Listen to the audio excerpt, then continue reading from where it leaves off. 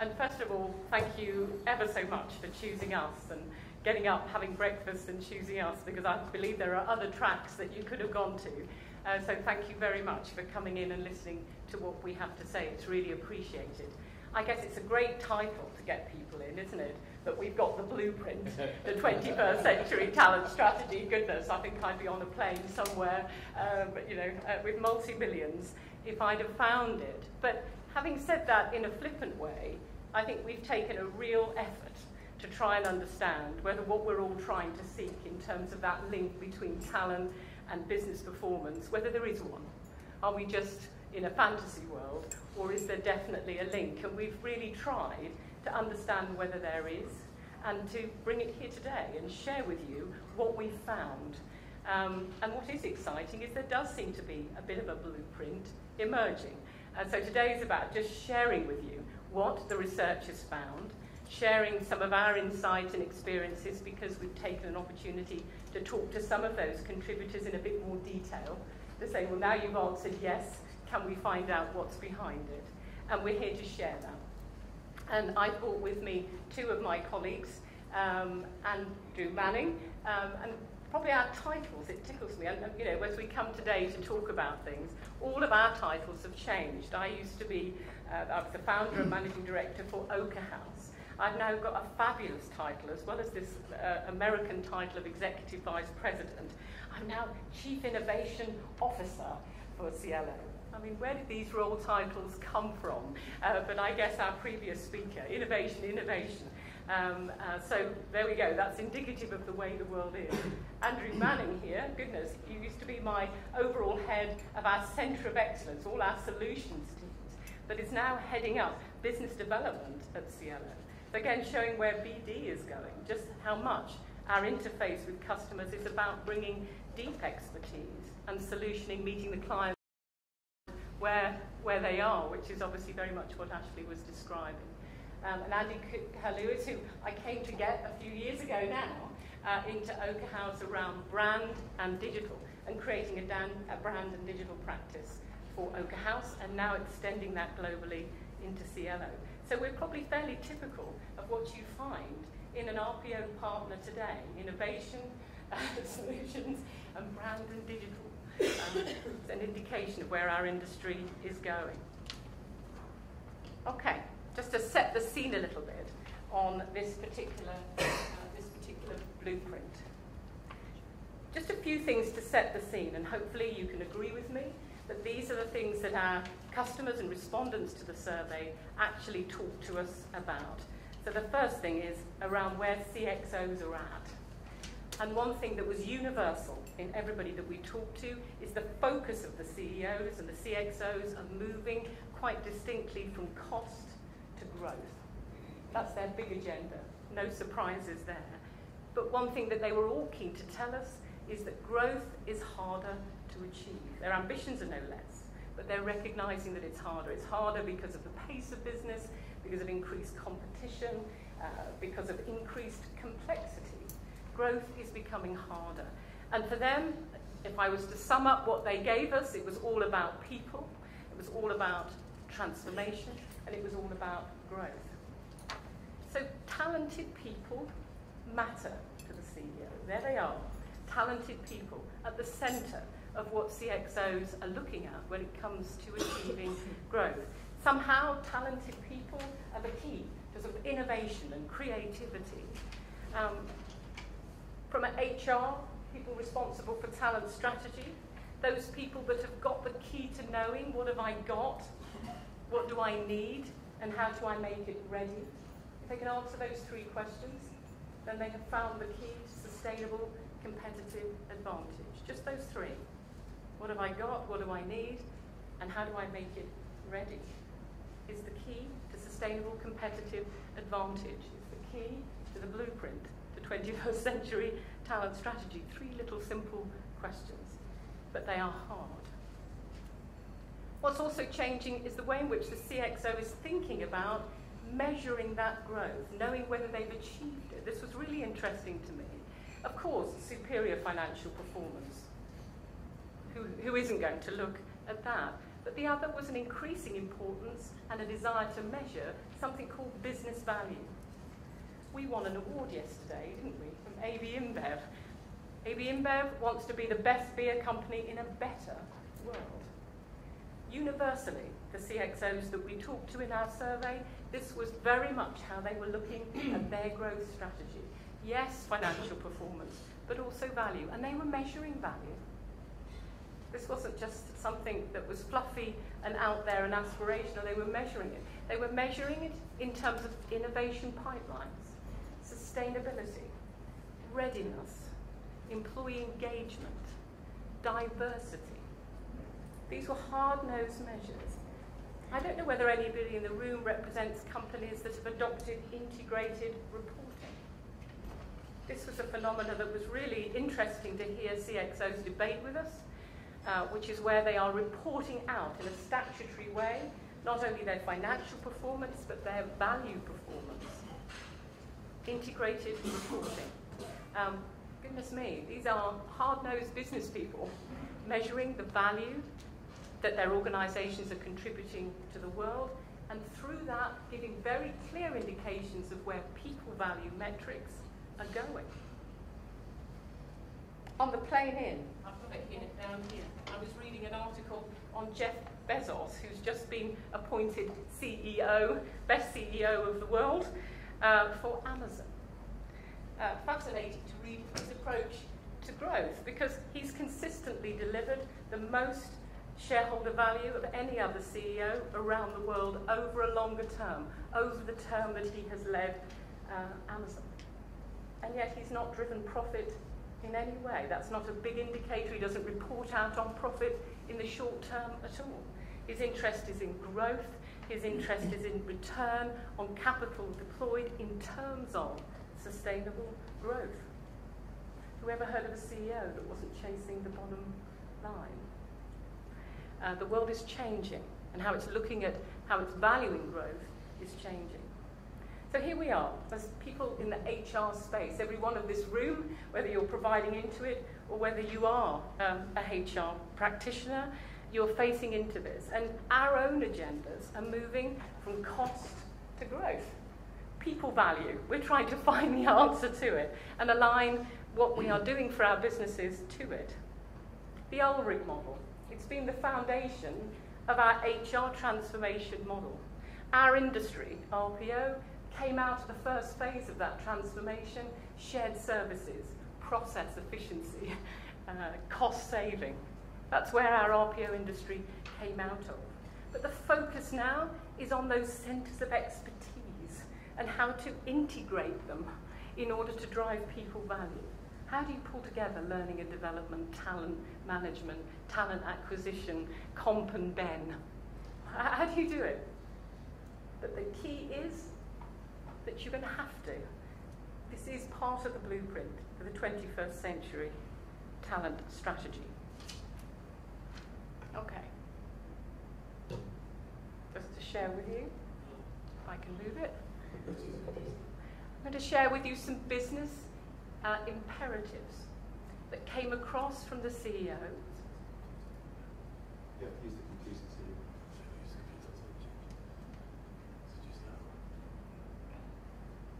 Okay. never trust digital technology. Here we go. But let me talk about these business imperatives, because what I wanted to do is give you a picture of how they're translating into talent agendas.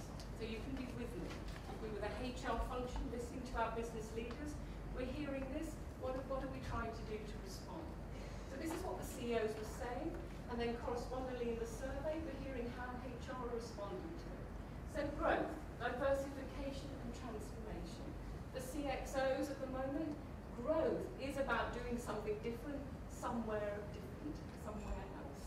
They're going into new growth geographies, they're diversifying services. And from a talent point of view, the biggest challenge there from a heads of talent point of view, what they're reading into that, is the fact that they're going to need to look at ready talent in markets where talent is not ready. This is longer term strategies in growth markets, taking a very different talent recipe, if I can use a jargon from the survey? What's our talent recipe for parts of Asia, parts of LATAM, etc.? This was how HR were responding to the business imperative number 1. Second, innovation. What does that mean when it comes to talent? What are we talking about? Well, for most of the people responding to the survey, innovation was about diversity. That was the response of HR and global heads of talent to innovation. What they mean is that as their companies were looking to develop more diverse customers in more diverse geographies, how did their organizations reflect that in terms of the diversity of the workforce? Readiness and sustainability. What does that mean in terms of talent? For the survey, what people meant by that is about predictable pipelines. How can we be ready? We've got pipelines that we can predict so that we can be ready to where our business's growth is. And brand was a key element of what people meant within this space. How can we develop genuine relationships such that we're able to predict our ability to hire, to develop, to grow talent? That's what it meant to the talent agenda. Performance. This was a really interesting one.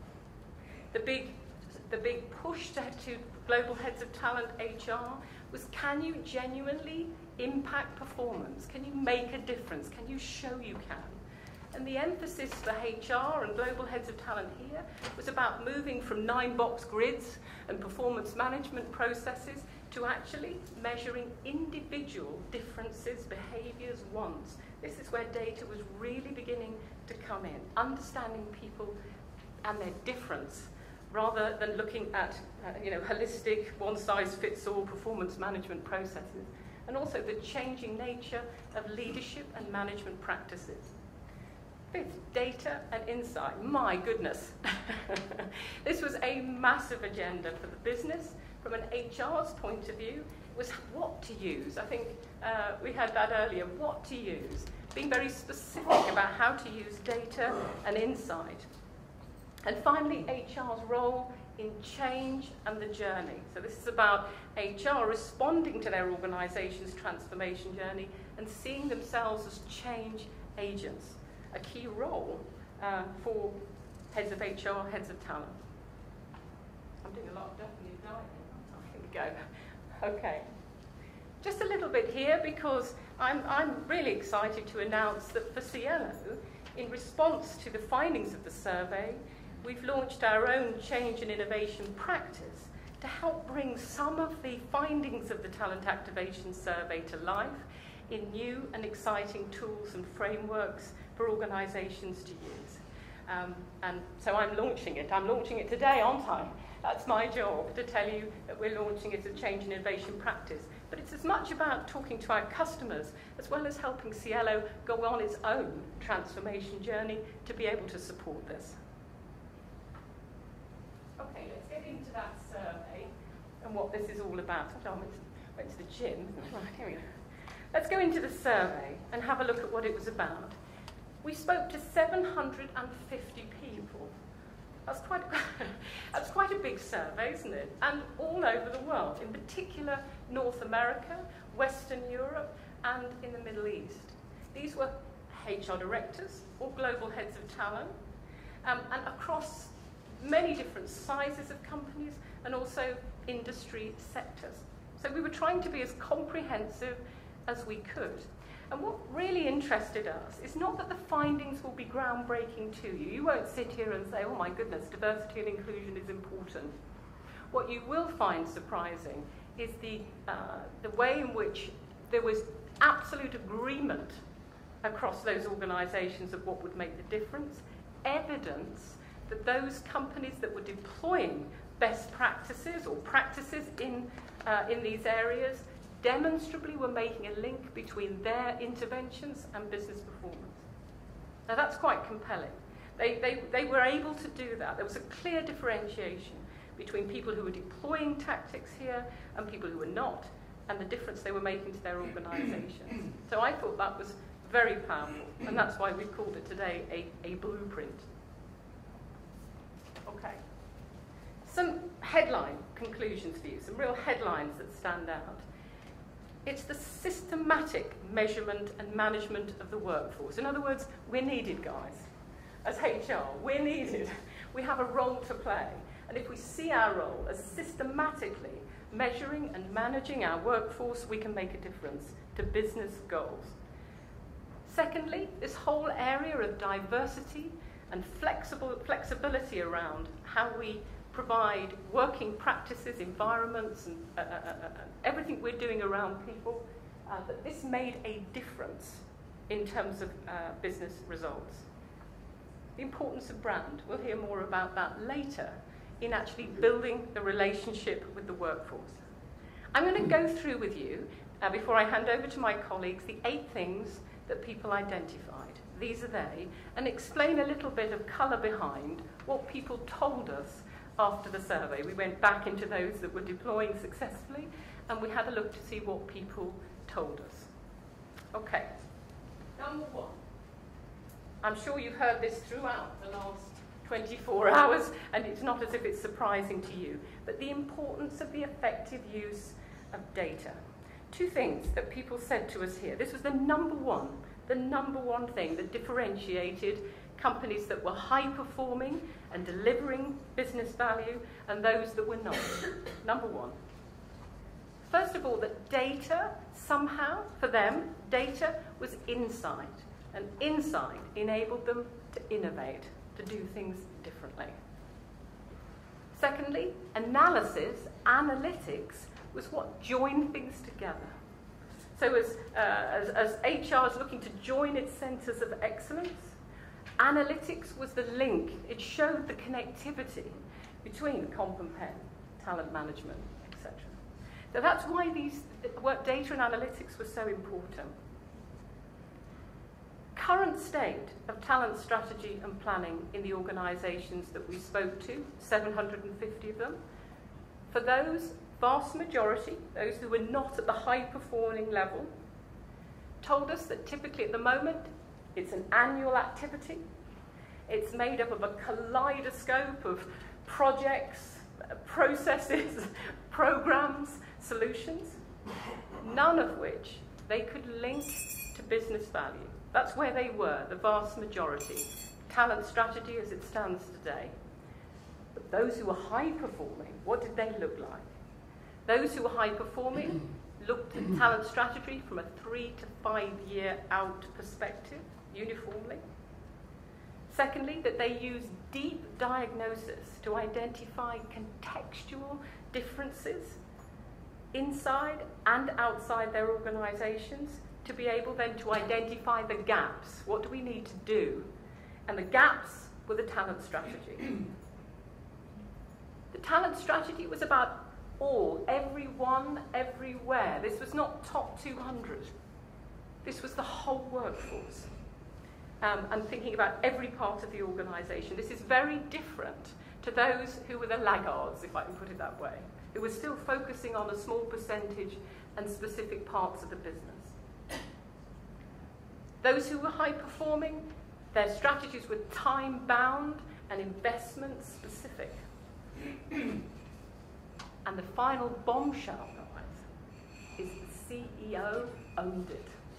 No question. This is not HR's territory. They were not the owners of talent, not even business leaders. It was the CEO that was owning that agenda as being critical to growth. These were the characteristics of those who are high-performing organisations around data. Second one. This is around quality of the people in the organisation and how companies were responding. The high-performing organisations were 9 times more likely to be measuring in a sophisticated way the quality of their workforce. 9 times more likely than those who are underperforming. If you are not doing this, then this is one of the keys to actually looking at the blueprint for talent and people value. So what they were measuring was individual data. Individual data. They knew every single one of their employees to an individual level. and then they were aggregating that information and deploying targeted strategies to those individual groups. Workforce segmentation was a common language amongst these organisations. They knew their people like they knew their customers. They knew exactly what those people would want. They, in fact, everything about how they dealt with people in the organisation was just mirroring exactly their customer strategy and customer approach. So data was absolutely key here to be able to do that, and the belief that they could influence that.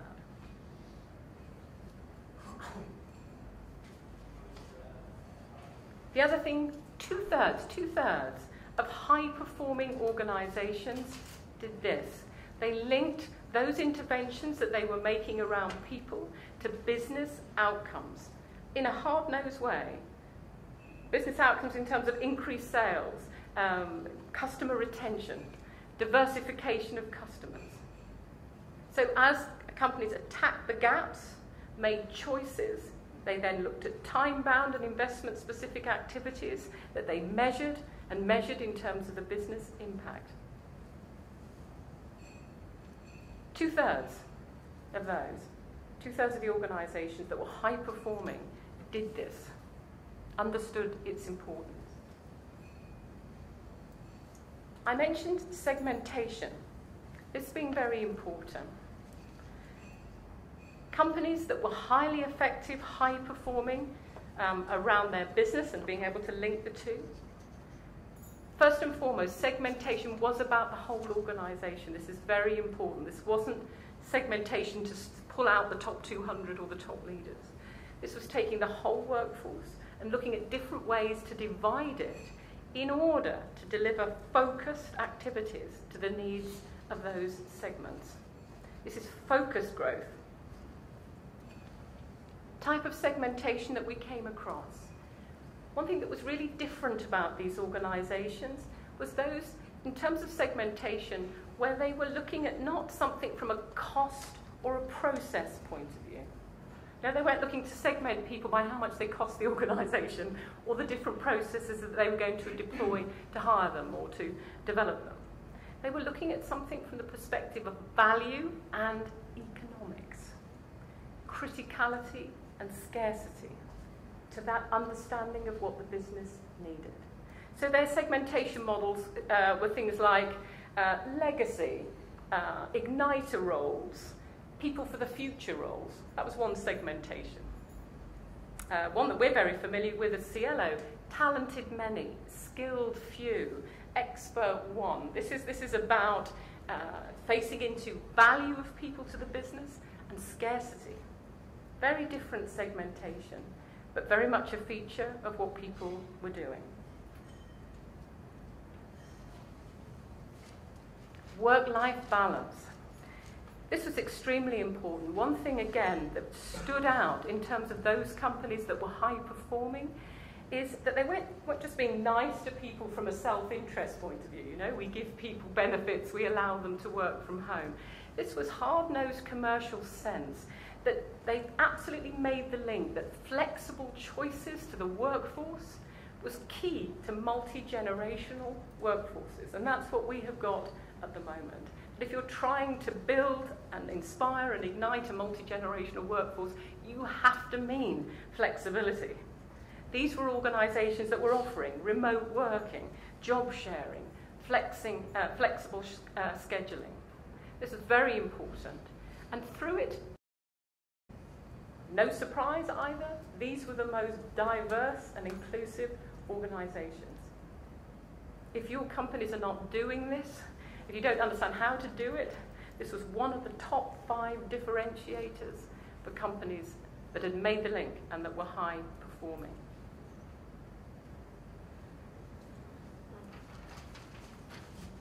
Diversity and inclusion. God, how many years has diversity been around as a word? And certainly here in places like Europe, where at best it's meant compliance, it's meant fairness, but it certainly hasn't meant economic advantage.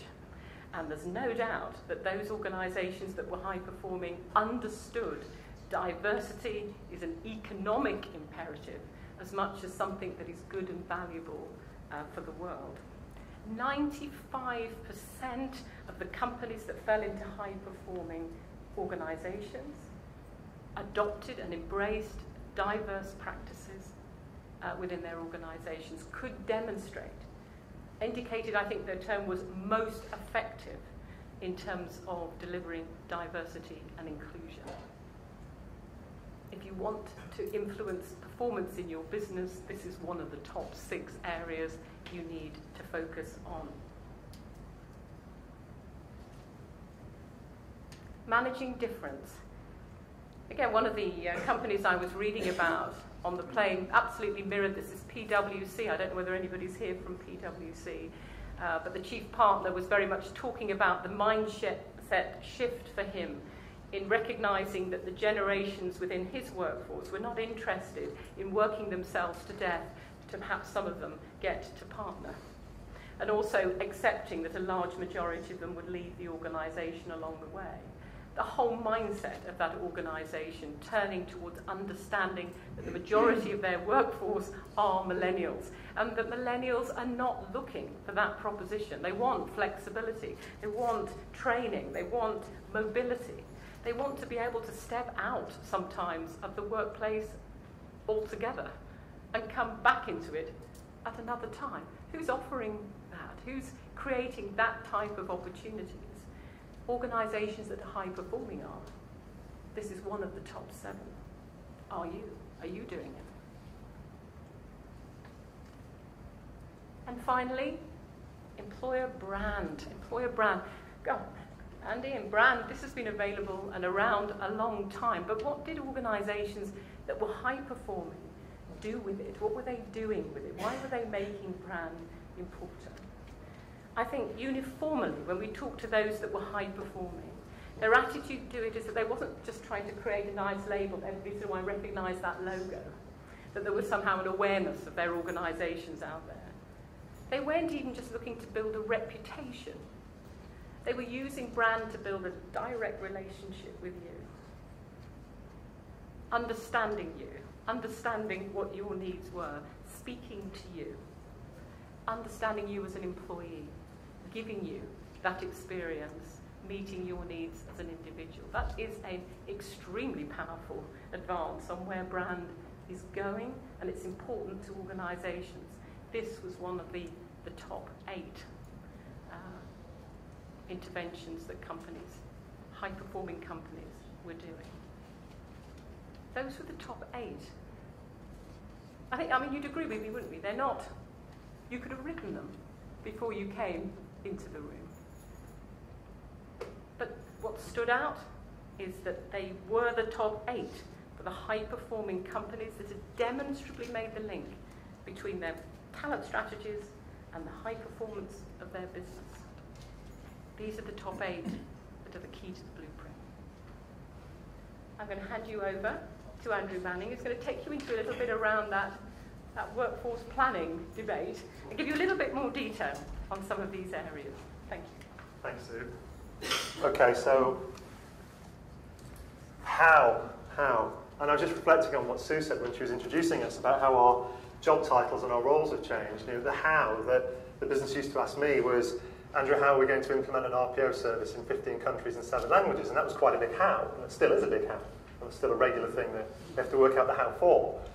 Now the how that our business and our market is asking people like Sue and Andy and me and others to answer for is, how do we help our clients to go on that journey? Well, that's a different how, but there is a how. So if we're all sitting there thinking, yes, but what on earth would we do? It all seems so big. How could we possibly get started? How could we fit that into a context that suits us? How do we even begin to start the conversation around this from a talent point of view? There is a way, there is a framework, and there's a framework that we've used to help organisations go along this path. So I'll talk through some of that with you now. So, you know, last night I'm sure many of you went out and savoured the bright lights of Edinburgh, which I still remember from my distant youth. The lights are quite bright of an evening. So just to make sure that you're all still with me, I am going to demand one little tiny bit of audience interaction, okay? So hands up right now if I read a statement out and it sounds true. Okay? My organisation has a laundry list of HR initiatives and projects which are refreshed annually. Yep. Okay? A well-established talent agenda which focuses on key HR issues like employee attrition or engagement. Yep. More hands.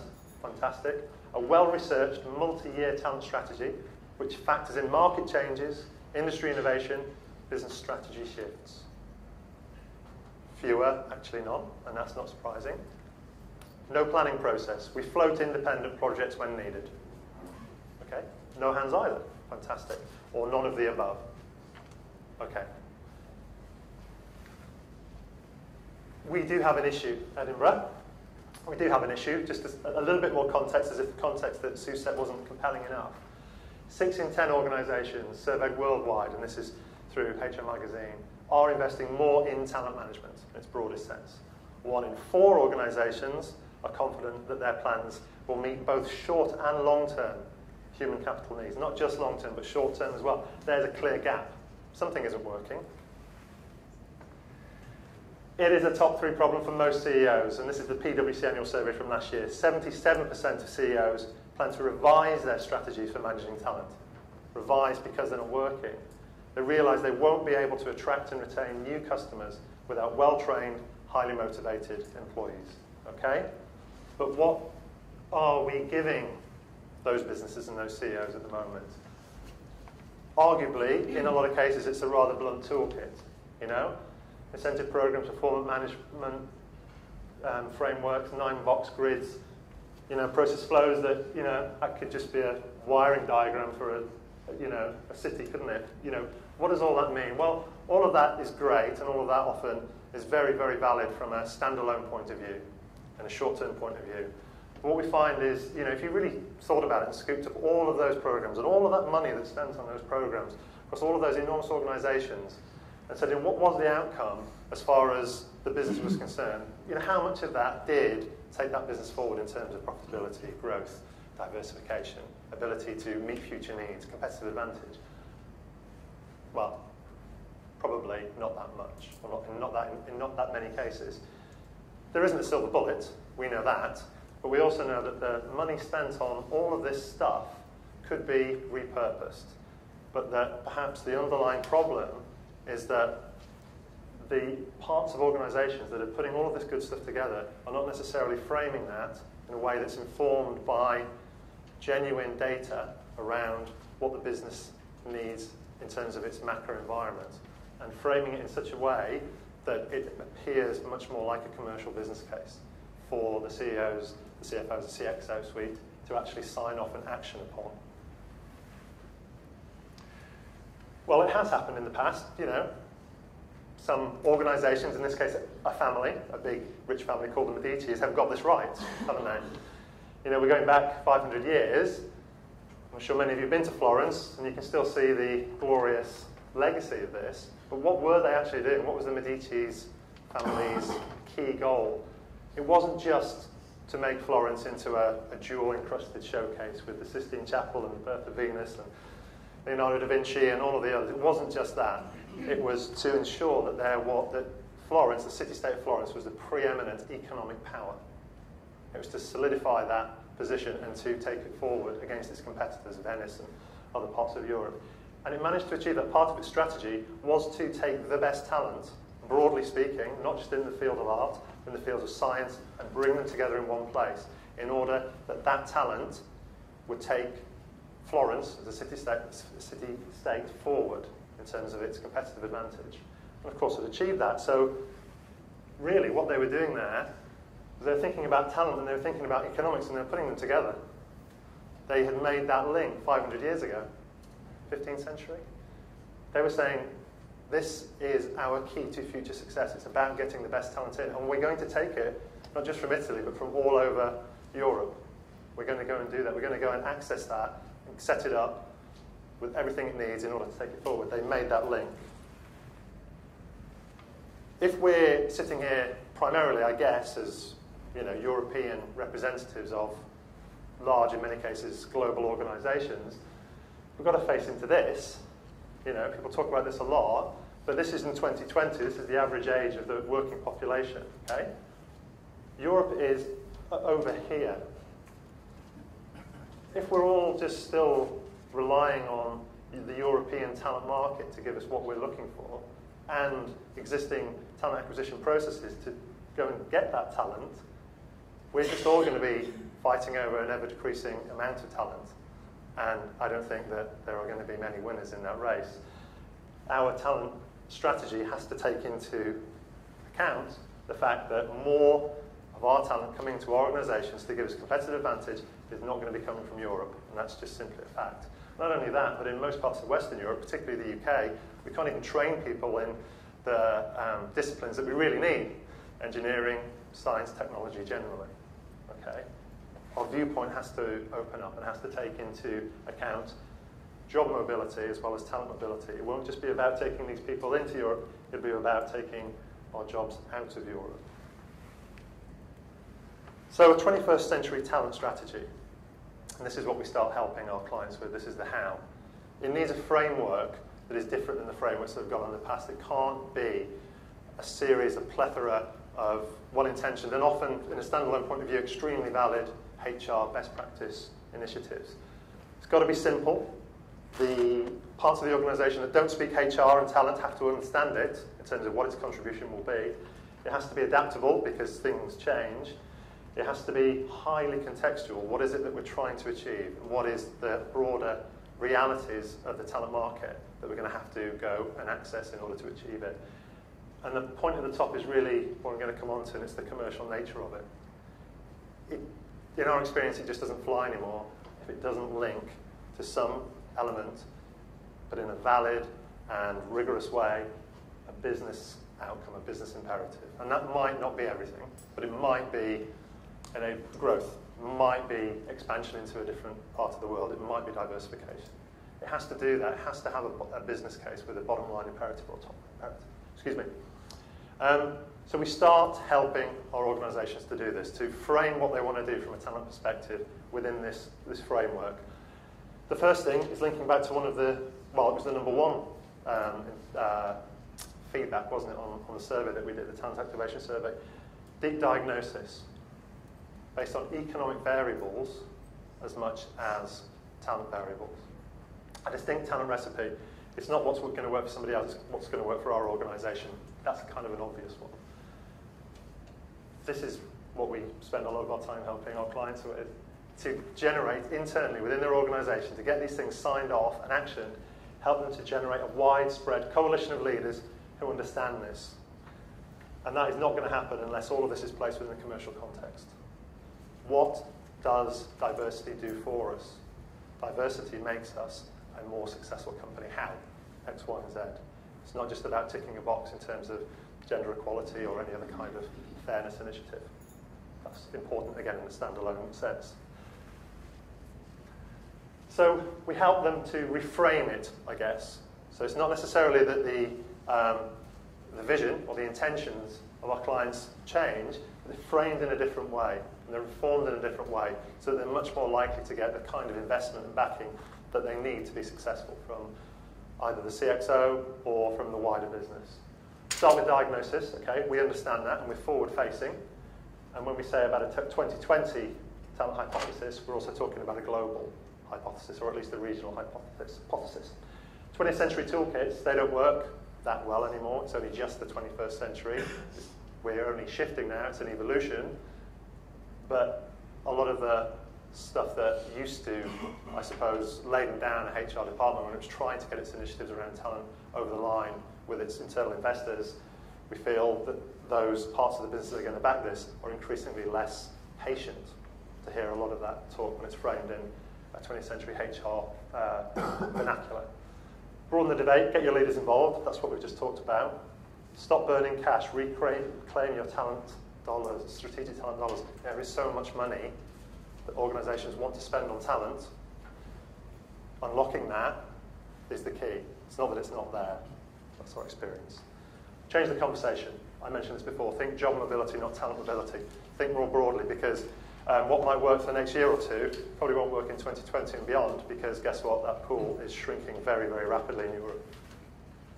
And so although I was criticising 9-box grids and things like that just a few moments ago, this is just to give you a flavour of what we start doing with clients. It's putting something into this framework: professional, interventional, aspirational, transformational. The investments that strengthen capability, the investments that urgently address an existing problem. Fires have to be put out.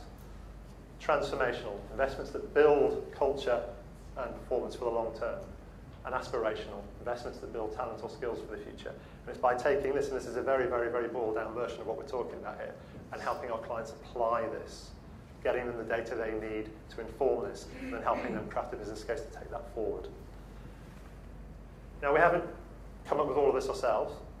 We've been partnering with Guy and Nagpal, and we've been partnering around a framework, a broad framework that he's put in place. It's called Talent Economics, and it's a partnership that we've developed at Cielo over the last 18 months. And we work together. We take some of the aspects of Guyan's thinking, and Guyan is a very, very experienced global HR strategist. It's probably the best way to call him. He comes at things from an economics and an investment standpoint. And we've taken this framework and made it workable for our clients. This is it's taken our thinking forward. Final 2 points. This isn't new. So I'm going back in time again, about 300 years this time. In the 18th century or 17th century, there were only 2 multinational corporations. One was the East India Company, the other one was the Hudson's Bay Company. They had a problem, and this is a perfect example of talent economics. They only had one problem around growth that seemed insurmountable. The worldwide educational system was not developing or producing enough people who could read, write, and add up to fill in ledgers and write out shipping certificates and all of that type of lovely stuff. It wasn't. They had a look at that. They made a business case. They built their own schools all over North America. It's the only way that they were going to surmount that problem. That's a perfect example of taking a broad talent strategy problem and getting over it. Okay, simplistic case study, but you don't understand what I mean. And just to give you some comfort that this isn't all highfalutin and kind of really, really super strategic, a new toolkit is needed and it's being developed. Okay, talent intelligence reports, workforce planning applications that anybody can use, succession planning tools that are really easy to understand, that help at a tactical level organisations and our clients just to start thinking and placing these types of challenge into an understandable and a digestible sort of framework. Okay, these are all things that we're helping clients with. I'm going to stop now. I'm going to hand over to my colleague Andy, and he's going to talk to you about what we're doing in the world of brand engagement. Thanks, Andrew. I'm going to have to move the laptop, so close your eyes, think of the Queen Mother, and hope for the best.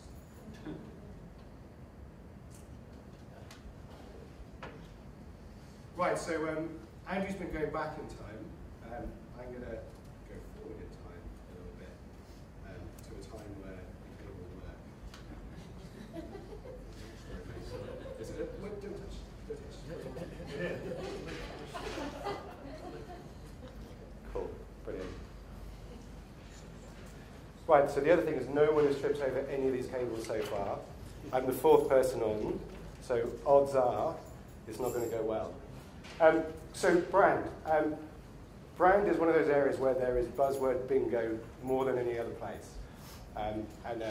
We kind of heard it a number of times yesterday with a few different explanations and descriptions and what does it mean and why do we do it and all this kind of stuff. So there's 2 things I wanted to do now. One was just to give a little bit of context as to why brand has become important and maybe what we mean by it. And then also to maybe dive into the ABI story and just show you some things that people are actually doing, some of the lessons that they've learned, some of the things they're doing well and all this kind of stuff, because in these kind of events, theory can be really great, but let's just dive in and have a little look.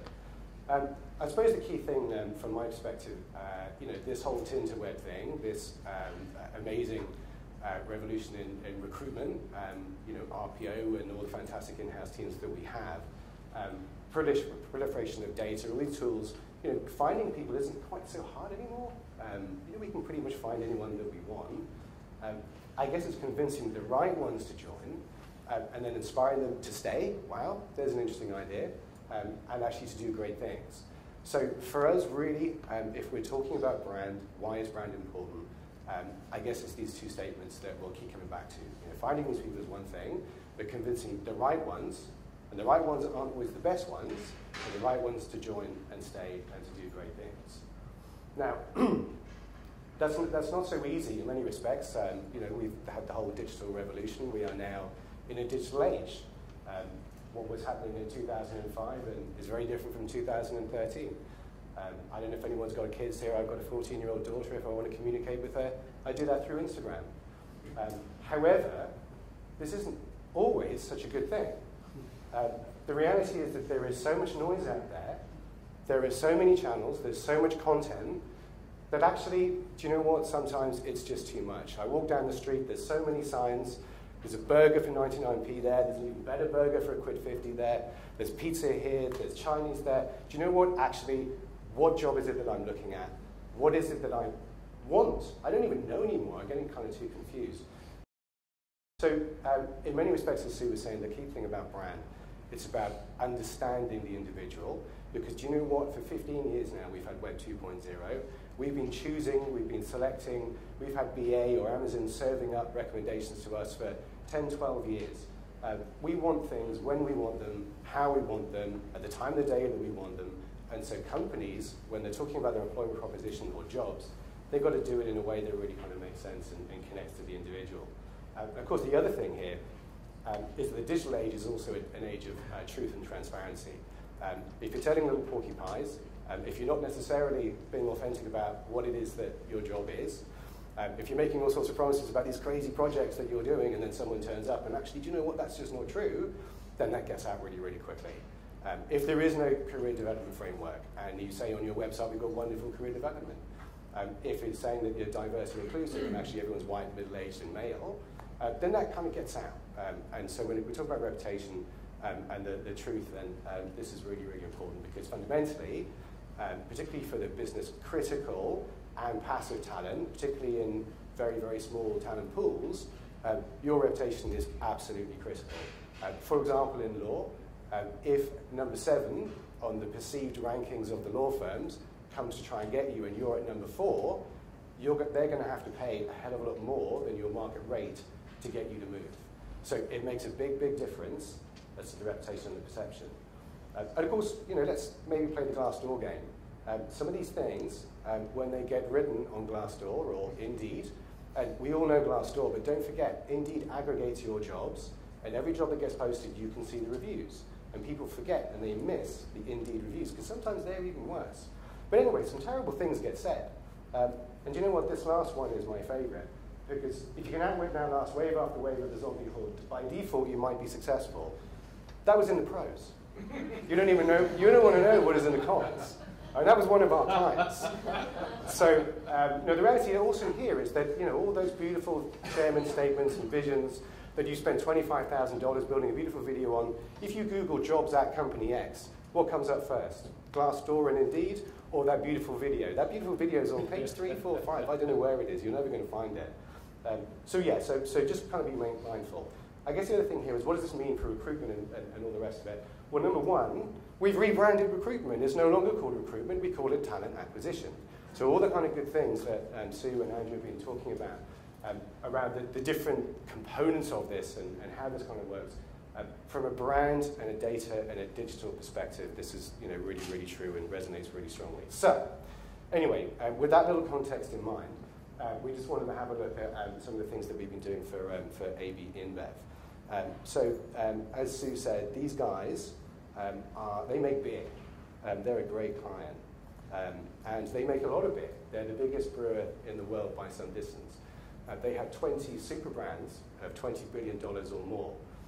In one respect, that's great, isn't it? What a fantastic company. The biggest brewer by 300%. The problem with that is that no one's heard of AB InBev from a career perspective. We've all heard of Stella. We may like it or not like it. We've all heard of Budweiser. And of course, they've been sponsoring the Olympics and World Cup and all kind of stuff. So you kind of can't get away from that.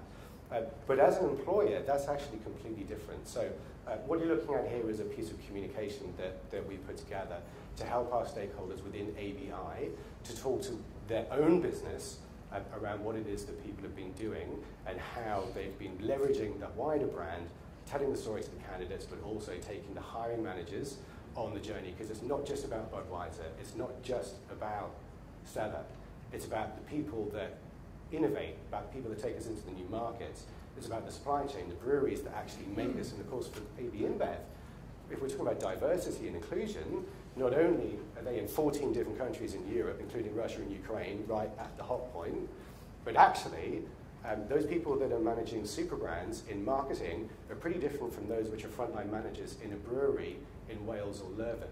So when you're coming up with a strapline, in this case, Make It Yours, which is their EVP, what does that mean for someone who's an FLM in Magor, Wales, and someone who's sitting in head office, spending the third most on Facebook globally? So these are very, very different challenges. So I just wanted to, in the last few minutes that we've got, give you a little bit of a feel for what these guys are doing and kind of how they're going about it. So at the heart of all of their communications will be their brands, their brand pillars, from stretch yourself to be candid. And they try to really kind of get a tone of voice in a style here that's going to resonate around. So look, that's all well and good, but how do you then do that across 14 countries? 800 professional hires, 125 student hires, but more importantly, with 25 million customers always at the heart of everything that you do. And for these guys, going back to the point of business impact, what is a business? A business is the beer. The customer needs and trends dictate the beers that we make and how we sell them, but it's our people that innovate, that make, that create, and that serve those beers up. So it's really, really important that we kind of get that right. And I guess for AB InBev, once they've got the kind of people, the objectives rooted in, for them the solution that they deployed was really a very, very integrated one. So we have teams of both ABI and Cielo, but these sit across things like data, RPO, professional hiring, graduate and emerging, and some of the component pieces that people are doing from a resourcing or from a brand and digital perspective, for them they truly believe that this is a digital age. When you're talking about bringing people together for a better world, this more often than happens through social media. So as we kind of flick through and think about all the different assets and materials that we need to create, we have integrated portals, one portal to rule them all. And these portals look very different. So this one is their European portal, segmented by graduate and experienced talent. Here we have one for their graduates. Here we have one for the business support centers in Prague and Budapest. Very different. Here they're selling against Accenture and Exxon, not Unilever and Coca-Cola. Whereas this one is selling premium sales roles in Paris to help them sell Corona to bars. Why you'd need to advertise that, I'm not totally sure. But what we're kind of saying here is that you have to be integrated across all the different channels, all the different social medias, printed materials and so forth. And the final thing I know I've really whizzed through this because we're short of time, the final thing that I just wanted to kind of major in on was the metrics and the KPIs that you're looking at. So traditionally, from a recruitment perspective, applications, interviews, hires, cool, I think everyone gets that. In the old days, I used to work for a big recruitment marketing agency. It was all about these kind of things up here. Respondents to adverts, the brand reach, the number of brand interactions, all this kind of stuff. And if you're a part of a digital agency, then you're talking about conversion, stickiness, or whatever it might be. But really, all of these things kind of have to come together now. There has to be a framework and a dashboard.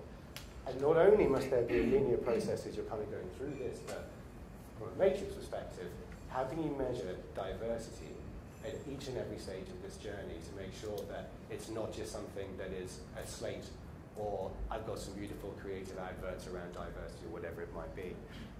So really just to kind of finish off, things like brand, things like digital, things like data, these are only going to become truly effective if you think about that candidate experience. And that candidate experience can't be completely devolved from the reality of the employee. You make the promise, it's got to match up to the reality. So when we're talking about truth and transparency and resourcing, you can't fear it. You have to tell the story as it is.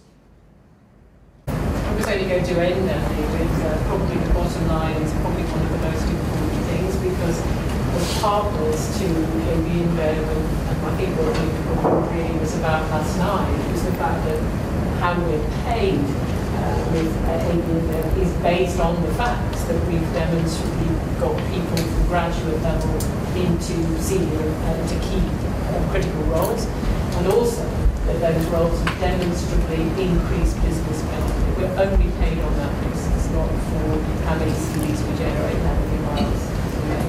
But that's indicative of, I guess, for our industry, where changes are going in terms of really our own commercial ones having to demonstrate value as well. But that's us. Thank you very much.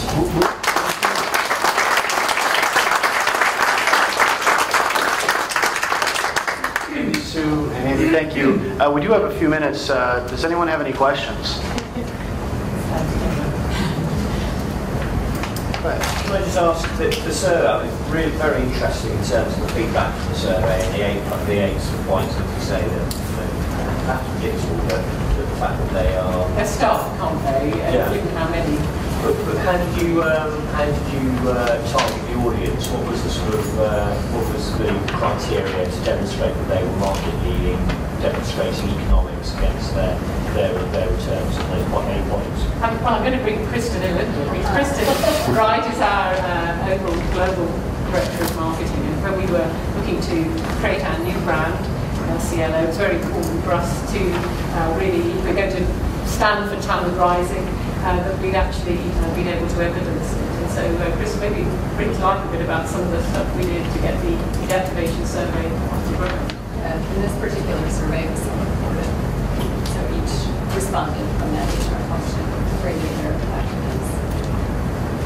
So what we've got is businesses, people rating the fact that their businesses were performing, and then they directly linked interventions, what they felt that they were doing, that were directly measurable to be definitely attributable to that business effectiveness. Others were rating themselves and their organisations as not performing and highlighting where they felt that they were being less effective in these areas. And so that really brought to life what is it that effective organisations were doing.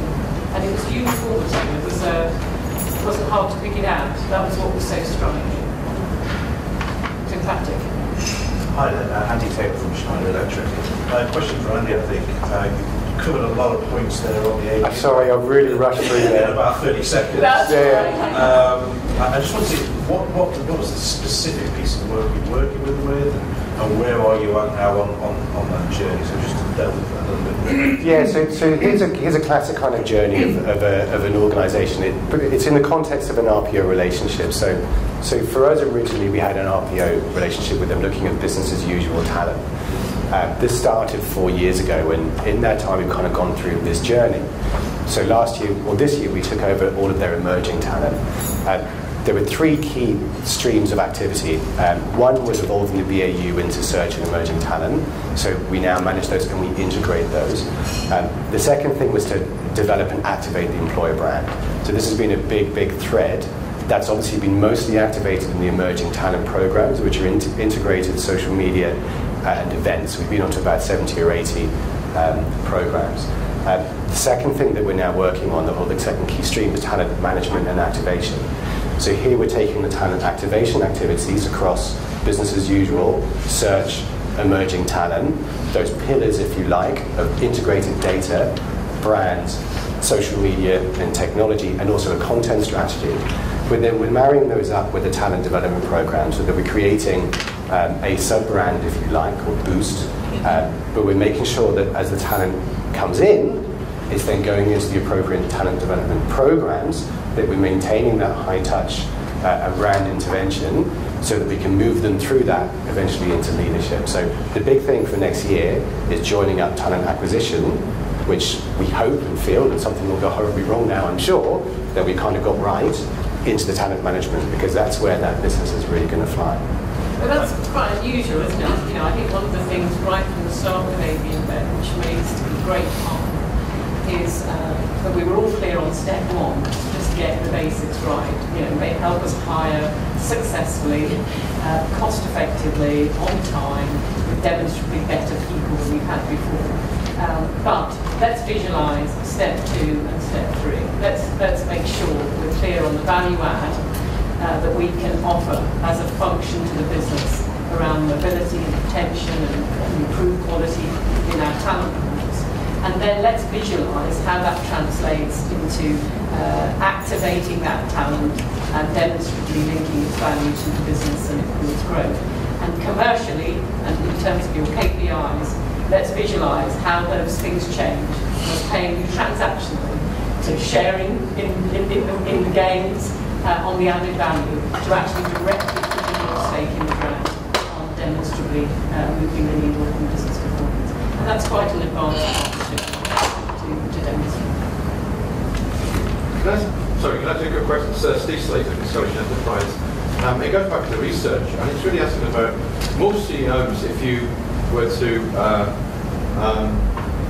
speak to them, they would give you those messages about, you mentioned about the bingo, and everyone they use the war for talent, and everyone talks about the war for talent, and no CEOs want to say about talent. I just wonder what your view is, because my experience is all CEOs will say that, but to make talent programs work, when you get into the organisation, and it's people managers have to make it work for you. Not what the CEO, I think the CEO may champion it, but the reality is that people in the organisation, managers will make it work. And I wonder if you've seen what your view is about how that message translates into reality inside organisations. Because I've seen organisations where that message has been very clear, but when it gets into even something internally simple as a high potential program, for example, it becomes much more difficult because often managers see that as a bolt-on to their jobs as opposed to a fundamental part of their job is developing talent. You're absolutely right. And a couple of things, let's feedback just from my own point of view as my colleagues to chip in. A couple of things that really came across to us is, first of all, we haven't we, as a profession, or I'm looking at HR generally, but we have as a profession put up a complete smoke and mirrors screen between us and the business, haven't we? I mean, we talk 9-box grids and goodness knows what. I've got that in my head. I think I've been looking at something recently. But it's a mystery. So what do business leaders do? Clearly that's something that I need your help with. It's not for me to deal with. And we're talking now about the fact that can't be the case. We've got to get them owning and fully understanding that this is an integral part of how they achieve their business goals. Andrew, you referenced the bringing together a cohort, a consortium of business leaders. Talent economics for us as a methodology, as a toolkit, has actually helped us frame those conversations, bringing data against a dialogue about where that particular business function is at, building together an approach around talent. That's clearly then we're going to back it together, invest in it, it's time bound, it's specific, and we can then demonstrably link what we have done to the results that we've achieved. And that is a very different dialogue. That's been, for us, what's been key to helping take it from a boardroom, we need it to be important, to something that's measurable and can involve business leaders. Yeah, the change management principles still are there. They can be really significant in all cases. I think what we found this can help us shift is the true mandate and commitment to driving that through, the patience sometimes, and when you have that broad consensus of the business recipients of the value of those programs, that's what we found has been the key to unlocking a bit more commitment, a bit more investment, a bit more sticking with it kind of attitude. And just the final thing on that is that that's what this whole thing is here. I've converted it into my own nefarious purposes, but the actual reality of this is that this was to help ABI people to communicate with its stakeholders, with its hiring managers, with its business leaders, to make sure that everyone's on the same page as to what it is that we're trying to achieve through people that's going to impact our beer brands and the customer.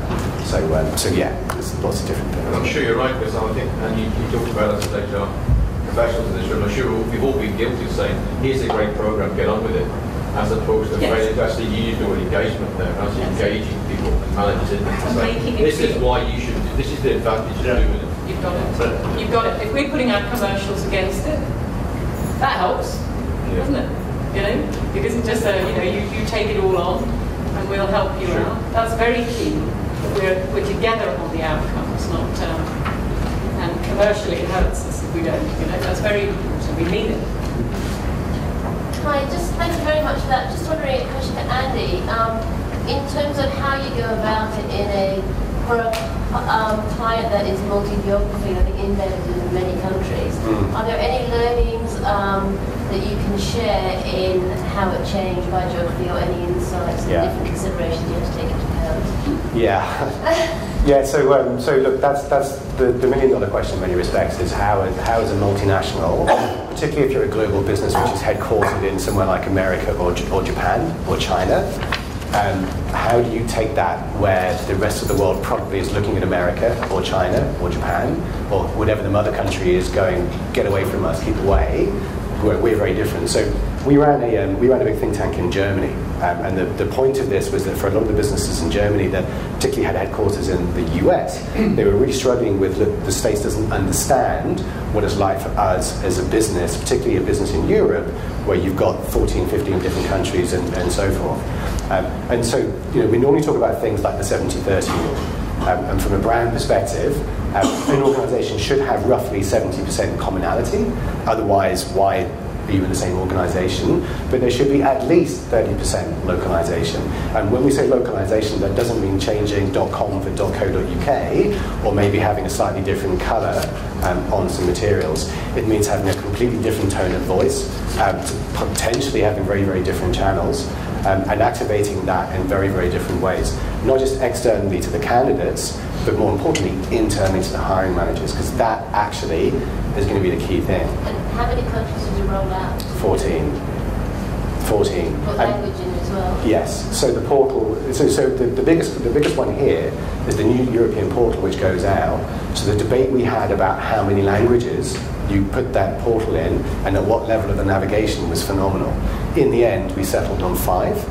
But we did it in a scalable way so that if the countries wanted to invest, so HR paid for the core portal, each of the countries, if they want to build out their own areas and turn the whole portal into Russian as well, then they had to invest in that. But we had to create a scalable platform so that HR at the centre was creating a portal that would work for everyone. The last question, did you have to do an employee survey to see what people were using or what was local before you decided? Yes, definitely. But just remember, if a survey comes through, there's, and obviously the whole basis of our presentation is a survey. However, that has to be mixed up with a more qualitative insight as well. And also, you can't boil the ocean. You can't canvass everyone. Can I just follow up on that point? Just a general saying we should go for the whole project. The crucial thing is the inside bit and focus groups and all those key locations. And what we found is actually there was a lot of commonality. And actually what people felt, what they felt we were as an organisation, what our proposition was. So we thought there was one of all these cultural differences and all that going on. Yes, there was, but the actual core around pillars was very much, there was a case of turning the dials or down the dials in certain locations depending on what flows. It's a great point. It's a great point, and very revealing around segmentation. Because certainly when we first took segmentation out to companies, it's kind of, but the whole point is that we're looking at the workforce holistically, or talent is, or whatever. That somehow sameness is the only way to scale and efficiency.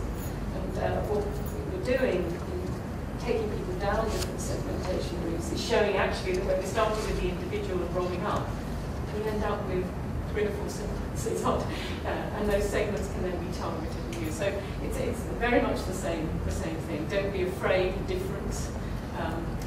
We can achieve greater flexibility, agility, scale, everything with difference, and that we can with everything being the same. And I think that's a 21st century phenomenon personally, that businesses are trying to get to grips with. That's a huge conundrum. It's great. I'm living it right now, so I can great to share as well. Any other questions? All right, well, thank you, Sue, Andy, and Andrew. Thank you again.